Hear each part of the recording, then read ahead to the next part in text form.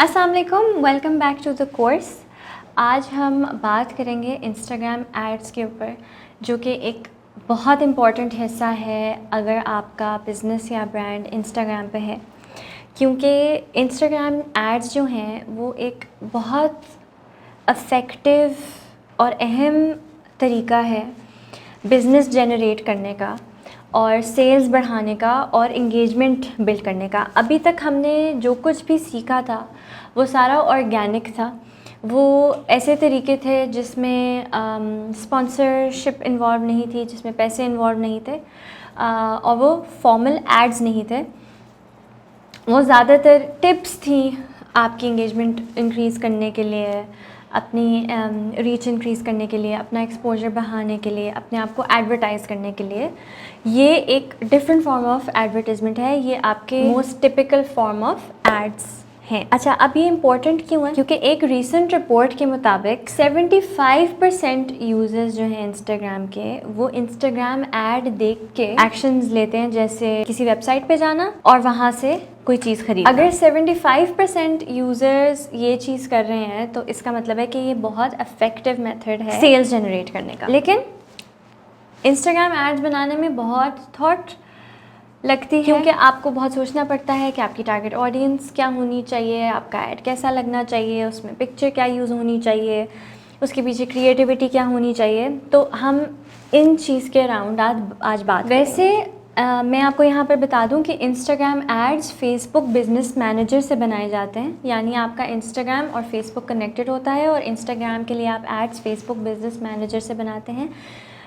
अगर आपने वो सीखना है, उसके लिए आपके पास और बहुत से कोर्सेज़ आई एम श्योर मौजूद होंगे, या आप गूगल पर जाकर सीख सकते हैं। लेकिन क्योंकि हमारा स्कोप जो है वो सिर्फ इंस्टाग्राम रिलेटेड है और ये एक पूरी अलग एड्स बनाना और फेसबुक पे एड्स बनाना एक पूरी अलग साइंस है, तो मैं सिर्फ इंस्टाग्राम के स्कोप में रहते हुए बात करूँगी। अच्छा, आपने अपने इंस्टाग्राम एड्स को कुछ की स्टेप्स में डिवाइड करना है। पहला आपका स्टेप है रिसर्च में आपने इंस्पिरेशन ढूंढनी है अपने से सिमिलर, अपने से मिलते जुलते जो ब्रांड्स हैं और जो शॉप्स हैं, उनके आपने पेजेस देखने हैं, अपने कंपेटिटर्स को देखना है और उनको एनालाइज करना है कि वो क्या कर रहे हैं और वो अपने इंस्टाग्राम एड्स कैसे बना रहे हैं। ये आपका फर्स्ट स्टेप होना चाहिए। आप सोचे समझे बगैर क्लूलेसली इसको नहीं शुरू कर सकते। आप ये देखें कि वो किस तरह के एड्स यूज़ कर रहे हैं, वो कॉल टू एक्शन किस तरह का डाल रहे हैं और उनकी क्या एंगेजमेंट आ रही है। ये चीज़ आपने सबसे पहले देखी। सेकेंड स्टेप जो है वो आपका है कैंपेन ऑब्जेक्टिव।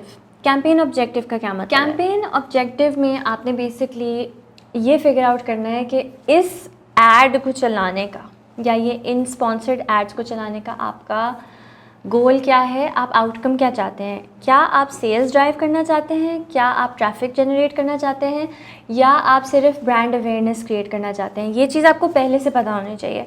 जब आपको ये चीज़ पता होगी तो आप उस हिसाब से ही अपना ऐड बनाएंगे। सो बेसिकली वो ये है कि आप क्या चाहते हैं कि जब लोग आपका ऐड देखें तो वो क्या करें। इसको कैंपेन ऑब्जेक्टिव कहते हैं कि लोग आपका ऐड देखने के बाद क्या करें। इंस्टाग्राम जो है आपको कैंपेन ऑब्जेक्टिव्स की ऑप्शंस भी देता है। उनमें से आप सिलेक्ट कर सकते हैं जो आपके गोल्स से रेलेवेंट है। ठीक है, इंस्टाग्राम आपको ऑप्शंस देता है रीच की, कि आपका ऑब्जेक्टिव ये है कि रीच ज़्यादा हो ताकि ज़्यादा से ज़्यादा लोग आपका ऐड देख सकें। दूसरा है ट्रैफिक, आप चाहते हैं कि ज़्यादा से ज़्यादा लोग आपकी वेबसाइट के ऊपर क्लिक करें और जाकर देखें।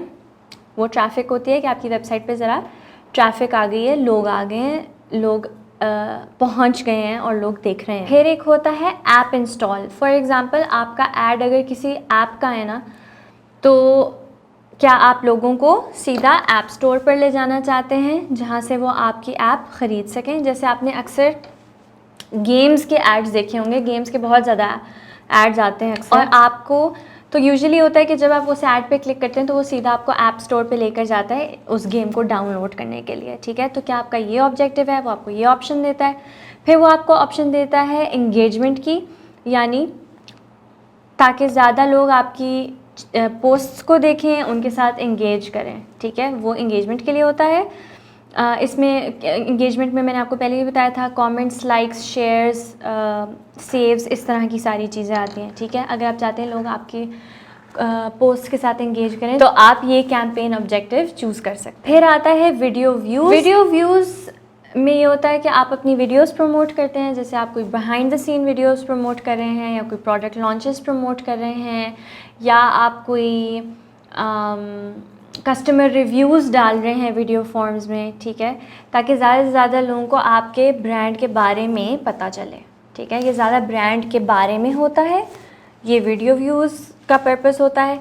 फिर आपकी होती हैं कन्वर्जन्स। कन्वर्जन्स का मतलब ये है कि जब लोग, आपका क्या गोल है कि लोग ना सिर्फ देखें या ना सिर्फ वेबसाइट पर जाएं, बट कन्वर्जन का मतलब होता है कि वो जाकर चीज़ ख़रीद लें, वो आपकी कन्वर्जन होती है, ठीक है। तो आपका क्या गोल है, आपने ये चीज़ पहले से अपने लिए सेट करनी है ताकि आप ऐड उसके मुताबिक बनाएं। तीसरी जो होती है चीज़, जो आपका तीसरा स्टेप है इंस्टाग्राम एड्स का, वो है टारगेटिंग। टारगेटिंग का मतलब ये है कि आपने वो आइडेंटिफाई करने हैं लोग, ग्रुप ऑफ पीपल, ठीक है, उस तरह के लोग जो आपको लगता है कि आपकी सर्विस में या आपकी चीज़ में या जो भी आप बेच रहे हैं उसमें वो इंटरेस्टेड हों, ठीक है। ताकि जब आप टारगेटिंग करें, ताकि आप उसकी सेटिंग्स इस तरह की रखें कि वो ऐड उन्हीं लोगों को नज़र आए जो आपके ब्रांड में, जिस तरह के लोग आपके ब्रांड में इंटरेस्ट रखते हैं। और ये इस तरह के लोग होने चाहिए,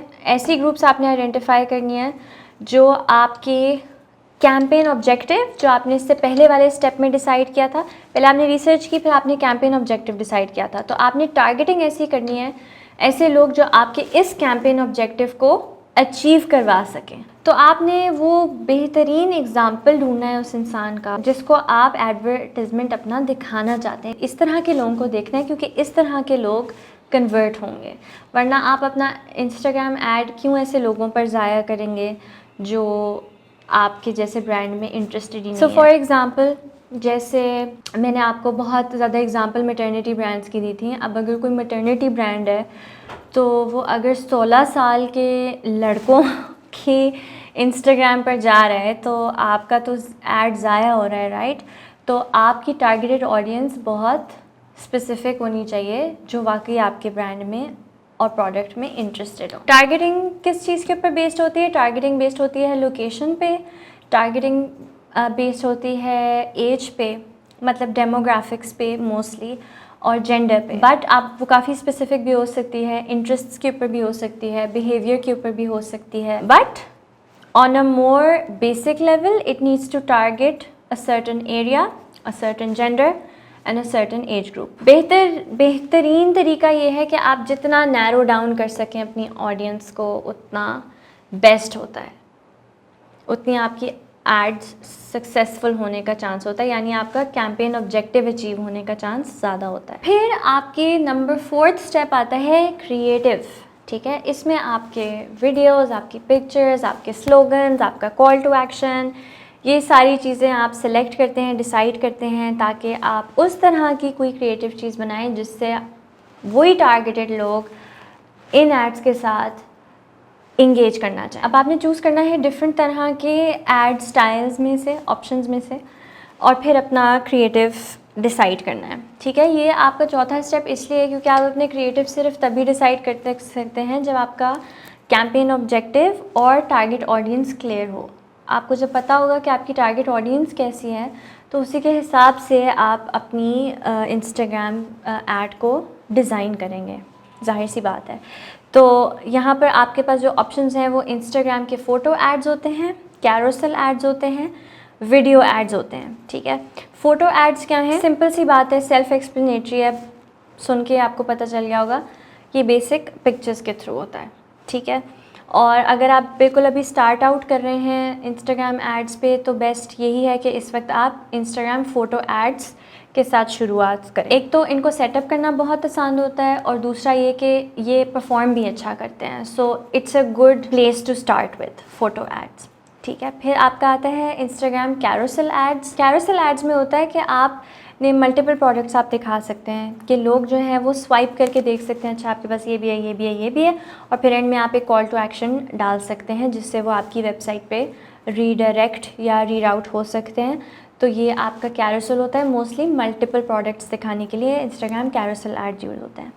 फिर आपके होते हैं Instagram video ad. Instagram ads आप बना सकते हैं अप टू 60 सेकेंड्स के, लेकिन फ़र्स्ट 30 सेकेंड्स की सारी गेम होती है और वही आपके ऐड को मेक और ब्रेक करते हैं। तो वो सबसे इम्पॉर्टेंट हिस्सा होता है किसी भी ऐड का। अगर आप पहले 30 सेकेंड्स में ऑडियंस को हुक कर सकते हैं तो फिर आपका ऐड मोस्ट लाइकली सक्सेसफुल हो जाएगा। ऐसा आपको वीडियो ऐड बनाना चाहिए जो लोगों की फीड में बड़ा ऑर्गेनिक लगे।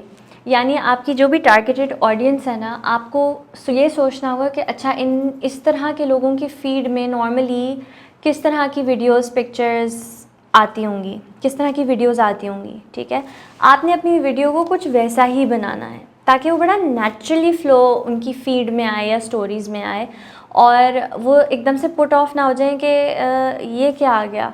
तो बड़ा नेचुरल फील होना चाहिए। जितना वो नेचुरल और ऑर्गेनिक उनको फील होगा उतना अच्छा आपका ऐड जाएगा। तो जिस तरह के लोगों को आप ऐड दिखाना चाहते हैं उन्हीं की तरह की वीडियोस बनाएं जिस तरह की नॉर्मली उनकी फीड के ऊपर वीडियोस आती हैं। वीडियो एड्स बनाते हुए एक सिंगल थीम पर फोकस रखें। वजह इसकी ये है कि आप छोटा सा एक ऐड है, उसमें आप बहुत ज़्यादा इन्फॉर्मेशन नहीं देना चाहते, बहुत ज़्यादा ओवरलोड नहीं करना चाहते और उनको कंफ्यूज नहीं करना चाहते। तो मिनिमल इन्फॉर्मेशन दें और एक फोकस्ड इन्फॉर्मेशन दें। इसी तरह आप वीडियोस में वीडियोस को स्लाइड शोज़ भी बना सकते हैं। तो ज़रूरी नहीं है कि वो वीडियो, बट वो वीडियो होती है और वो बहुत सारे डिफरेंट चीज़ों का, पिक्चर्स का स्लाइड शो भी हो सकता है। ये एक तरीका है इंस्टाग्राम वीडियो एड्स बनाने का। इसमें आप अपनी डिफरेंट तरह की पिक्चर्स डाल सकते हैं, इसमें आप अपना यूज़र जनरेटेड कंटेंट भी डाल सकते हैं।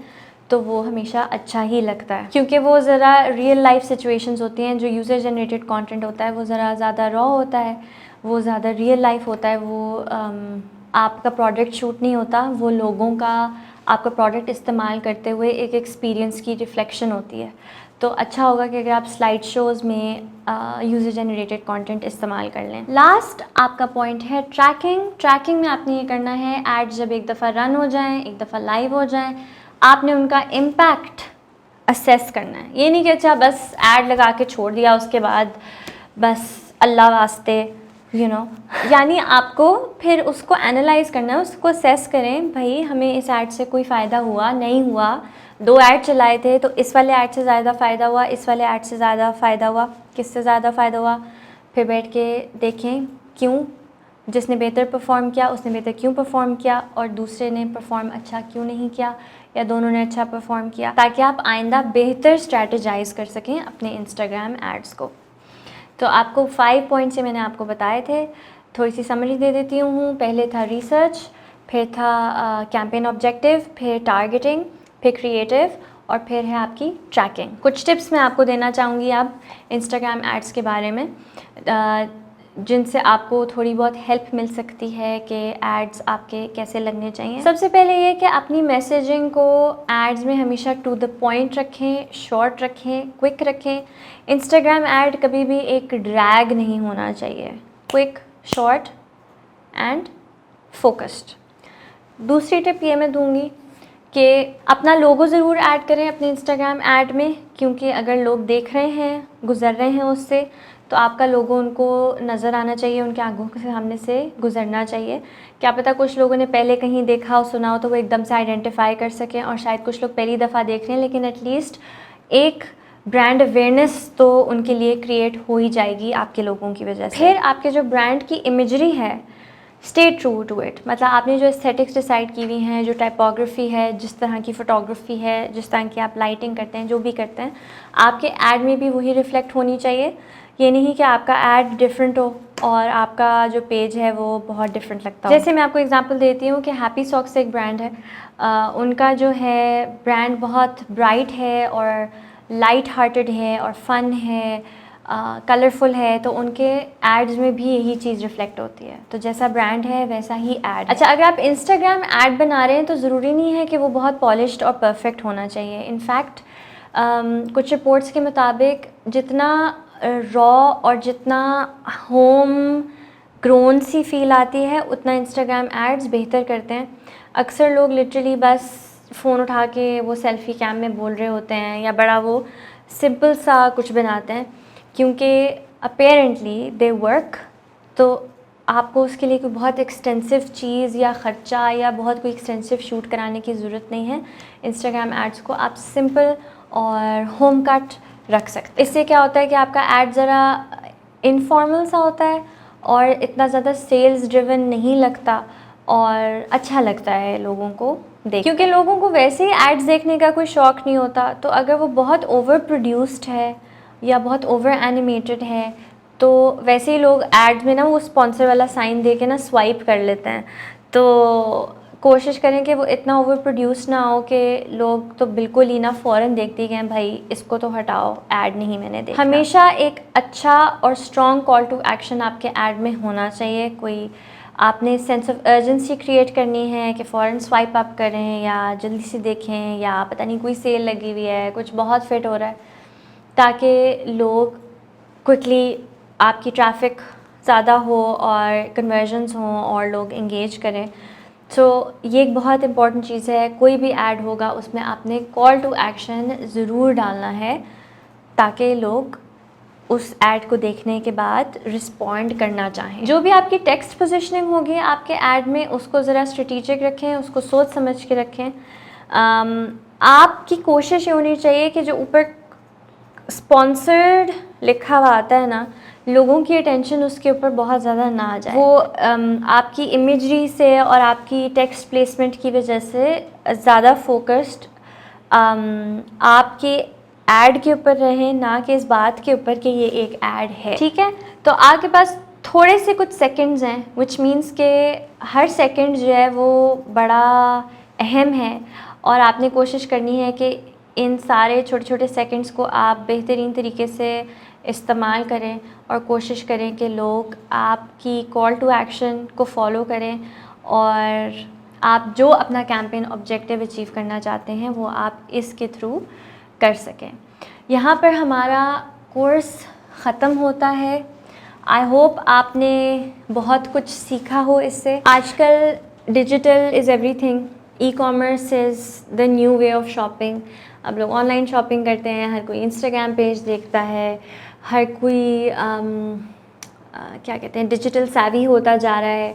सो बहुत ज़रूरी है कि ये स्किल्स आप लोगों को आएँ और जिन लोगों को ये स्किल्स आते हैं, ये मैं पहले भी बता चुकी हूँ, वो बहुत इम्पॉर्टेंट लोग हैं अब डिजिटल इंडस्ट्री के, क्योंकि इनकी डिमांड भी है, इसका स्कोप भी है और ये एक ऐसी चीज़ है जो कि फिर भी पाकिस्तान में नई भी है। तो ऐसे लोगों को बहुत वैल्यू किया जाता है इस इंडस्ट्री में। अगर आपको इससे फ़ायदा हो तो मुझे बहुत खुशी होगी, क्योंकि आपने कुछ स्किल तो सीखा है, लेकिन बहुत सारे लोग जो इससे अपने लिए मौक़े ढूंढ सकें, जॉब अपॉर्चुनिटीज़ ढूंढ सकें और या अपने बिजनेसेस को खड़ा कर सकें, तो वो एक बहुत अच्छी और बहुत बड़ी बात होगी, क्योंकि इसमें रेवेन्यू जनरेट करने का, इसमें अच्छी जॉब मिलने का और इसमें अच्छे पैसे कमाने का बहुत अच्छा चांस है। इसमें आप मिनिमम $500 कमा सकते हैं। तो ये $500 तो बस एक शुरुआत की बात है। इस स्किल को प्रैक्टिस करें, इसको मास्टर करें और इंशाल्लाह फ्यूचर में आपको इससे बहुत मदद होगी। आपके पास कोई सवाल हो मुझसे ज़रूर पूछें, मैं लाइव वीडियोस में भी आपके सवालों के जवाब दूंगी और प्लीज़ मुझे ज़रूर फीडबैक दीजिएगा। Thank you so much for watching my course. अल्लाह हाफिज़।